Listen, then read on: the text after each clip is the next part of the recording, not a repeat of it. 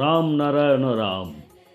আজ পৃথিবীতে বসবাসকারী তথাকথিত কিছু ধর্মের ঠিকাদাররা জাতি, সম্প্রদায়, ধর্ম ও কর্মফল নিয়ে মানুষের মনের মধ্যে এমন ভয়ভীতি সৃষ্টি করেছে যে যেন তা না করলে তাদের জীবনে বিপর্যয় নেমে আসবে।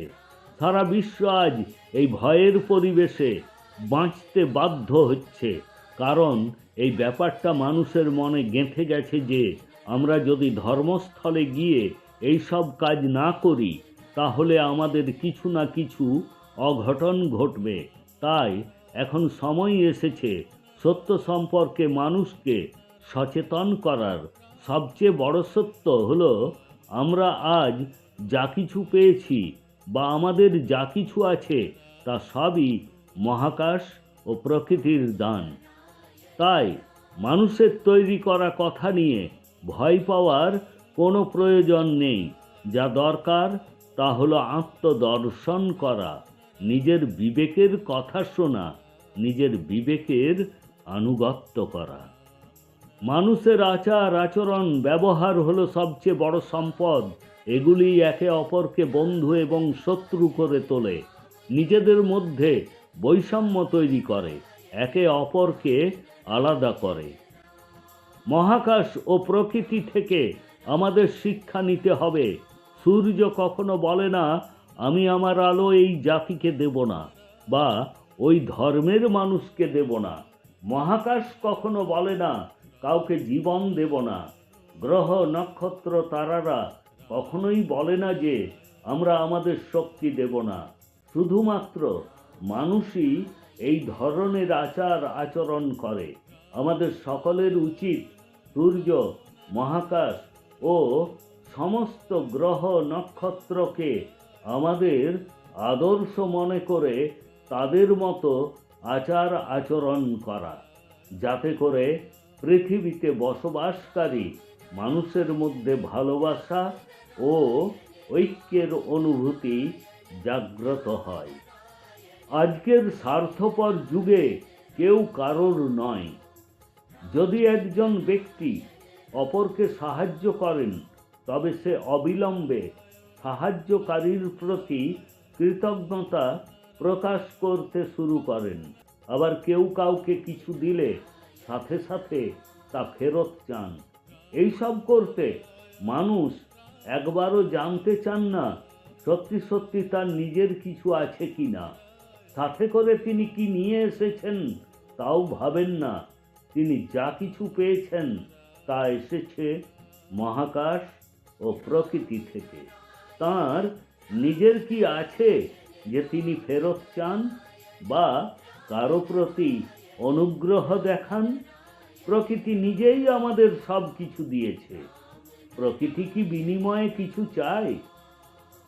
আমরা সূর্য, চন্দ্র, আকাশ, সমস্ত গ্রহ নক্ষত্র থেকে যা কিছু পেয়েছি তারা কি আমাদের কাছ থেকে কিছু ফেরত চায়? নাকি তারা কোনোভাবে আমাদের উপর নির্ভর করে বা অনুগ্রহ প্রকাশ করে যে আমরা আপনাদেরকে সব কিছু দিয়েছি? এটি একটি পরম সত্য যে পৃথিবী আমাদের মা, সূর্য আমাদের পিতা, যারা আমাদেরকে শক্তি ও ক্ষমতা যোগায়। আজকের পরিবেশে যেদিকেই তাকাই সেখানেই একে অপরকে ছাড়িয়ে যাওয়ার প্রতিযোগিতা চলছে। প্রতিটি মানুষ একে অপরকে অতিক্রম করতে চায়। সে শুধু নিজের ভালো চায়, সে শুধু নিজের স্বার্থ বোঝে। মানুষ কেন একে অপরকে হত্যা করতে ব্যস্ত?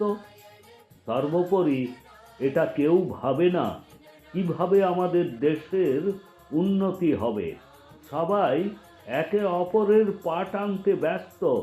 মানুষ একে অপরের উপর মালিকানার অধিকার প্রতিষ্ঠার চেষ্টা করছে, নিজের স্বার্থ চরিতার্থ করতে মগ্ন। প্রতিটি মানুষের মধ্যেই বিবেক, প্রজ্ঞা ও চেতনা বসে আছে। আপনি যদি আপনার মনের মধ্যে অবস্থিত বিবেক, প্রজ্ঞা ও ও চেতনার কথা শোনেন, তবে আপনি সত্যিকারের জ্ঞানের অনুভূতি ও অভিজ্ঞতা পাবেন। আপনি যখন সঠিক জ্ঞান পাবেন, তখন আপনি সফলতার সঠিক পথ দেখতে শুরু করবেন। তারপর এই পথ অনুসরণ করে আপনি যা স্বপ্ন দেখেন তা অর্জন করতে পারবেন। এই পৃথিবীতে যা কিছু আছে তা মহাকাশের দান, কারণ মহাকাশ থেকে শক্তি পেয়ে প্রকৃতির সৃষ্টি হয়েছে এবং আমাদের সকলের প্রকৃতি থেকেই জন্ম। আমাদের এই বিবেক সময়ে সময়ে আমাদেরকে সতর্ক করে যদি আমরা কিছু ভুল কাজ করি। আমাদের মন এবং বিবেক আমাদের শুধু সঠিক এবং ভুলের মধ্যে পার্থক্যই বলে না, আমাদের সামগ্রিক উন্নতিতেও সহায়তা করে। একবার তুলসীদাসজিও বলেছিলেন যে কলিযুগে কেবল রামের নামই ভিত্তি। রাম নাম দিয়েই তোমার সমস্ত কষ্ট, ব্যাধি, বাধা, বিপত্তি দূর হয়ে যাবে। প্রত্যেক রোমে অর্থাৎ লোমকূপে যিনি বাস করেন তিনিই হলেন রাম। সেই রাম নামকে যোগ করা হয়েছে রামনারায়ণ রাম নামের সাথে। আপনারা সবাই এই বীজ মন্ত্রটি জপ করুন এবং তারপর দেখুন কিভাবে আপনার জীবনে ইতিবাচক পরিবর্তন আসতে শুরু করে। রামনারায়ণ রাম নামে শান্তি ও শক্তি আছে, যা আপনাকে শক্তিতে ভরিয়ে দেয়, আপনাকে আপনার কাজ সম্পন্ন করতে সক্ষম করে তোলে, মহাবিশ্বের ব্রহ্ম সত্যের সাথে আপনাকে সংযুক্ত করে।